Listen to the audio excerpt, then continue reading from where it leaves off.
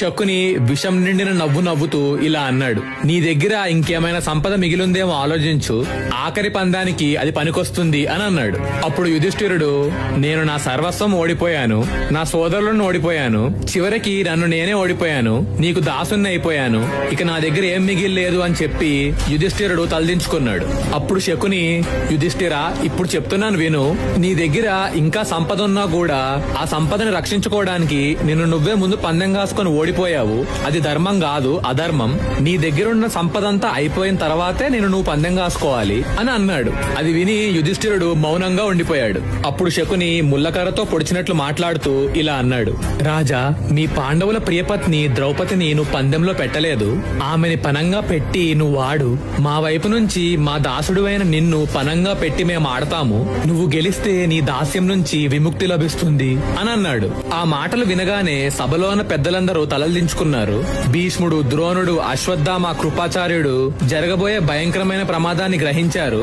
ఉద్వేగంతో భీష్ముడు, ద్రోణుడు, కృపాచార్యుడి ముఖాలు చెమటతో తడిసిపోయాయి. వారందరూ ఇంత దారుణానికి పూనుకున్న శకునిని, దానిని ఆనందంతో మత్తెక్కిపోతున్న దుర్యోధనుడిని చూసి ఏమీ చెయ్యలేక కోపంతో ఊగుతూ అలా ఉండిపోయారు. బాధతో యుధిష్ఠిరుడు ద్రౌపదిని పందెం కాశాడు. ఆ తర్వాత ఆటలో ఆమెను ఓడిపోయాడు. కొంతసేపు సభలో శ్మశాన నిశ్శబ్దం అలుముకుంది.